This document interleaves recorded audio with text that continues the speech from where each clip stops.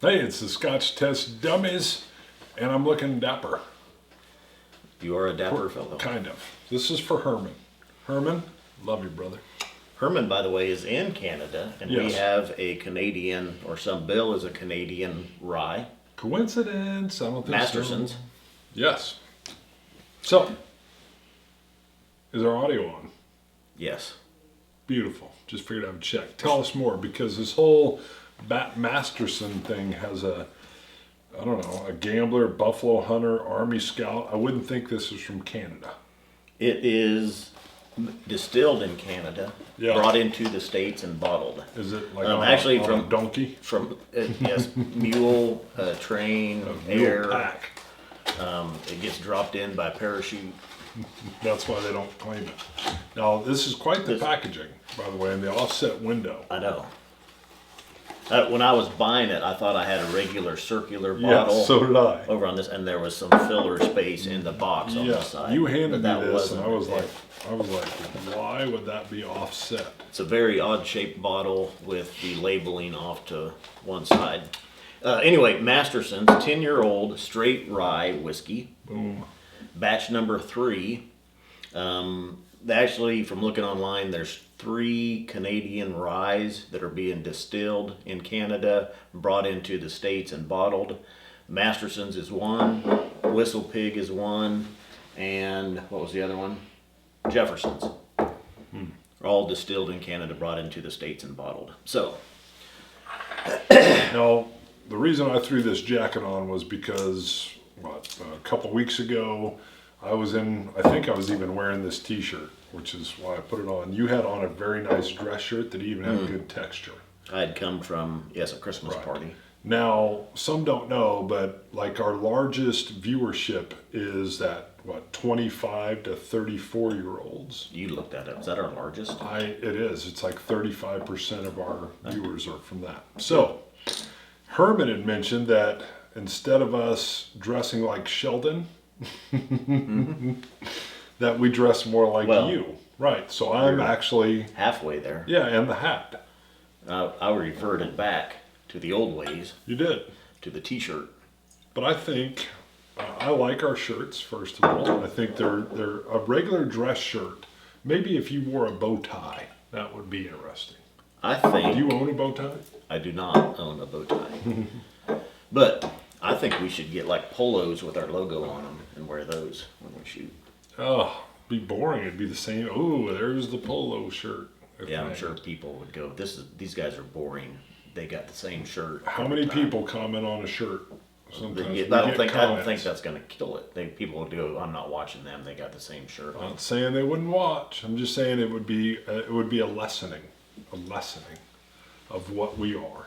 You could put like, And I really like. well, you can wear the shirt shirts. and then you can put like a little tag to one side Oh. with some goofy saying on it or something. Oh, that would be as good as having this instead of Big Hero 6. It's Boba Fett, and he's called Super 7. I think is what it's saying. By the way, what do you think of the beard I got going?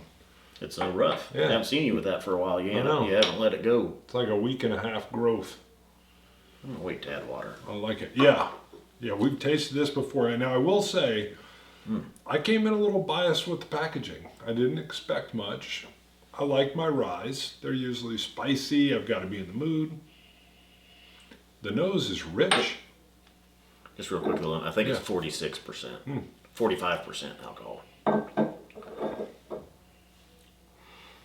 On the nose, I get a very mild rye, a mild sweet rye. Yes, I was going to say, yeah, to me it fools me almost. I mean, if I had it in a blind taste test, I'm not sure, I'm trying to look up my notes. If I had it in a blind taste test, I don't know if I would peg out rye. It would take a little bit. It's in there. It's not on the forefront. It's very clean smelling. I yes, get like a crisp. pear, a pear citrus, and the sweet along with just that dash of rye, that dash of dill. Yeah, I'm with you with the dash. The dash is right on, actually. It's crisp, it's clean, it's light. I think right under a dash would be a pinch. Or I think you got a smidgen, dash and smidgen. then a pinch. And then after a pinch is a smidgen or a smidge. Yeah. Just a smidge. Yep. Yeah, you're right with the I definitely get more pear than dill, but I can see what you're saying. Mm-hmm. Boy, you hit that right on the head. Yeah, extremely clean. And neat at 45%. It's dry. It's like a dry wine. It's crisp. I get oranges, a little bit of a pepper spice. That's what I was going to call out. Not as much as some ryes give you. It's very gentle. Yeah, right. But it's definitely a peppery. A little bit of that dill. It's at neat. It's very surprising. It's very tasty. You're right. Yeah, a little bit of that dill lingers in the aftertaste. I get the pepper on the forefront. But you're right, it doesn't come in and beat you up. It's just definitely saying, hello, I'm here. And I think when you say it's not confusing, but you'd be confused on the nose as to what you had. Yeah, if I was just nosing it, I wouldn't have pegged it as a rye, I don't think. I think even with the taste, there's so much sweetness with it. It would be kind of confusing in a blind tasting. Sure. You might think you had a bourbon that had a little bit of a rye mash bill in it. Right. Well, we'll have to do a rye shootout sometime. But not as much bourbon. Like It'd be like a Bullet pinch Rye, of bourbon. Knob Creek. Be like a pinch of bourbon A smidgen of with Knob a Creek. smidgen of rye. Sorry. Yeah, we'll have to do a shootout with some Knob Creek rye, some Bullet Rye. Wow. We'll get this rye in. What's another rye that's surprised? Oh, Another Crown Royal. Yeah, the Northern Harvest rye, the famous one. I just call it the NHR, baby. That's what I'm calling it. The NHR. Northern Harvest Rye. That's right. The NHR. Crown NHR. That rolls. The I like Crown NHR, baby. I did refer to the Hand Select as the HSB in the title of the one video, Crown Royal HSB, so the NHR would go. All right. 2 touches of water, 2 drops of water. That's what I'm liking with this. It softens up the peppery front for me. Brings it in sweet, soft, vanilla. With a hint of that dill in there. And then it just smooths away. It is dry. It's very dry, astringent. Delicious. Little hint of caramel. Yep. And I've got in my notes also, the water almost makes it a little spicier, I thought. And I changed it from a pepper spice to a Tabasco type spicy. I don't know why it would do that. See, to me, I got that pepper punch coming in, and when I added the water, I still have that rye spice, but I don't feel like it's socking me in the mouth quite as much. All right, we're gonna push through it. The AC came on. I forgot to turn it off. It's real. Hey, it's a live It's set. probably your heater. Yeah, what did I say? Did I say air conditioner? Yeah, AC. It's definitely not the AC, I'm sorry. It is the heater. I will tell you though, sitting here, the water that I just added here, and I think it was the same 2 drops of water, made it a little creamier. And it brought out probably that vanilla cream almost with it. I threw 2 more drops of water in. Now, I probably wouldn't drink it at this level, although I might. But when I'm tasting, I will sometimes continually add a drop, have a taste, make notes, a drop, and just continue to take it down to see if it changes or what other subtleties I get out of it. So, but by the way, whatever way you want to drink your whiskey, your rye, your scotch, you drink it the way you want. Right? You know Yes. where we got that? Where did we get that? Mark Gillespie. Bingo. Bingo. They had that panel. Great panel. If you haven't listened to his podcast, go listen to his podcast. He had a lady there. I think she's from Scotland, maybe Ireland. I apologize. So some people even put scotch in their milk. Now, Mark thought that was gross. we should do a video where we were talking about actually doing that, different scotches with different You know what? That's actually things. a good idea. But I will tell you though, someone did suggest one time scotch with coconut milk, and I tried that.